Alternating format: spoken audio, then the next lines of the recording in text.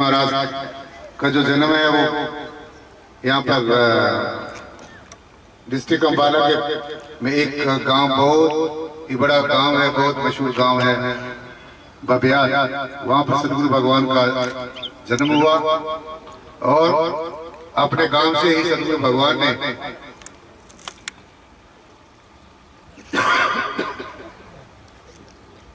जो प्रारंभिक शिक्षा, जो स्कूल की शिक्षा, वहां से लेकर फिर भारतीय सेना में भारत देश की बहुत दिनों तक सेवा की।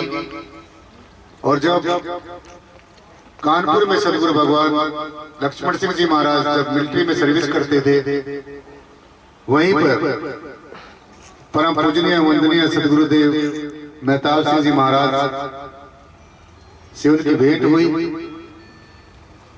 उनके ज्ञान से, उनके विचारों से, मेहताब सिंह जी महाराज की जो आइडियोलॉजी थी, विचारधारा से, निर्गुण विचारधारा, जो निर्गुण निराकार परमेश्वर के ज्ञान से, युक्ति से लक्ष्मण सिंह जी महाराज बहुत प्रभावित हुए और उन्होंने उनसे जो ज्ञान की दीक्षा ली कानपुर में। जब सदगुरु भगवान मेहताब सिंह जी महाराज ने अपना शरीर त्याग किया, उनको शासक जी अपना जानशीन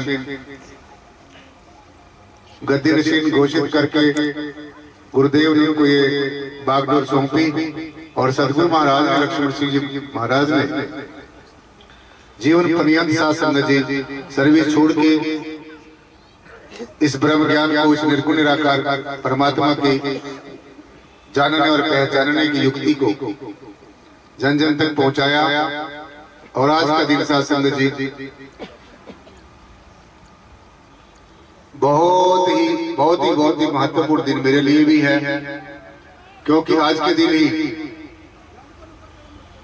दास को ये सेवा जो दी थी महाराज ने, लक्ष्मण सिंह जी महाराज ने गांव कुराली में एक सत्संग आयोजित किया गया था। अपने जन्मदिन पर ही मुझे शासन जी गुरु महाराज ने सेवा इस दरबार में बख्शी थी। और उस दिन से ही जितने भी मेरे से कोशिश हो रही है, सदगुरु भगवान के आदेशानुसार शासन जी कुछ ना कुछ यहाँ पर डेवलपमेंट हो रही है आप सबके सहयोग से। सो लक्ष्मण सिंह जी महाराज का शासन जी हम सबके ऊपर विशेष तरह से आशीर्वाद है, उनका आशीष है सब पर। ये ब्रह्म ज्ञानियों का परिवार है, सबने परमात्मा को खुली आंखों से देखा है, खुली आंखों से पहचाना है, बुद्धि से विचार करके देखा है। तो मैंने भी खुद अपने जीवन में पाया कि ये ज्ञान, ये जो परमेश्वर का ज्ञान, ये जो परब्रह्म निराकार परमात्मा को खुली आंखों से देखने की जो युक्ति है साथ संगत जी, ये गुरु महाराज लक्ष्मण सिंह जी महाराज ने सब लोगों को समझाई। और जब से ये सेवा दास को मिली साथ संगत जी, मेरा भी अथक प्रयास रहता है कि इस बात को, क्योंकि इससे बड़ी सच्चाई कोई नहीं है, इससे बड़ा ज्ञान कोई नहीं है। मैंने कल भी आपको अर्ज किया था। तो ये जन्म जन्मांतरों से, युग युगांतरों से जो जीव आत्मा है, इस पार परमेश्वर से साथ संगत जी जो बिछड़ी हुई है, 88 हजार वर्ष तपस्या करके भी ऋषियों मुनियों ने परमेश्वर की जानकारी हासिल न हुई। और जब तत्वदर्शी सदगुरु ब्रह्मज्ञानी सदगुरु जीवन में आता है, तो हमारी आंखों के आगे से सत्संग जी जो अज्ञानता है ना समझिए, उसका जो है नकाब उतार कर परमेश्वर का खुली आंखों से दर्शन दीदार करा देता है। ऐसा सदगुरु नित्य ही प्रति और श्वास वंदना करने, अभिनंदन करने के योग्य है। तो ऐसे सदगुरु को बार बार शत प्रणाम करना चाहिए। जो जीवात्मा की जो पिपासा है, परमेश्वर को मिलने की इच्छा है, परमात्मा का ज्ञान, जीवात्मा का ज्ञान का रसा स्वाद करने की जो तीव्र इच्छा है साथ संगत जी, ये तभी बुझती है, तभी ये पूरी होती है। लक्ष्य का हमें भेदन तभी होता है, हम अपने मंजिल मकसूदा तक तभी पहुंच जाते हैं जब सदगुरु के बताए हुए मार्ग पर चलते हैं। तो ये प्रेम का मार्ग, ये भक्ति का मार्ग, ये तप तपस्या का मार्ग, ये त्याग और वैराग्य का मार्ग, जब ये सारे प्रसाद संगति हमारे जीवन में पूरे होते हैं तब हमें अपने स्वरूप का ज्ञान होता है।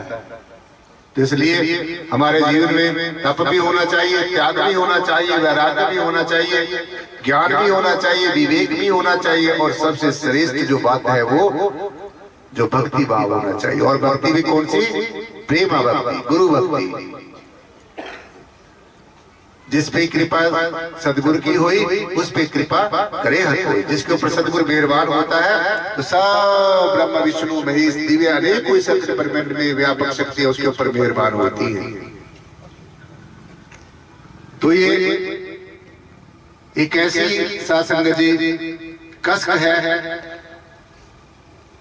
जो जीव के अंदर योग योगांतरों से होती है, ऐसे चली आती है, लेकिन तब ये पूरी होती है जब प्रारब्ध कर्म जागृत होते हैं, संचित कर्म जागृत होते हैं, तो तब खुली आंखों से इस पार ब्रह्म निराकार परमेश्वर का ज्ञान होता है और ज्ञान के साथ बोध होता है।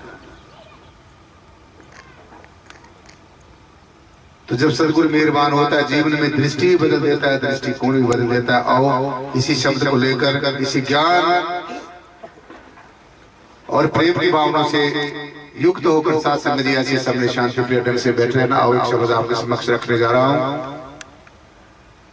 कि सदगुरु भगवान ने एक आप हम सब में एक ऐसी कसक जगा दी है। हम तो ये सोचते थे कि प्यास बुझ जाएगी, लेकिन मैंने अपने जीवन में इससे उल्टा अनुभव किया है कि ये प्यास और बढ़ती चली जाती है। तो साथ संगत जी सबने ऐसे ही मेरे साथ बोलने में बोला मेरे पास आ जाओ प्लीज। ये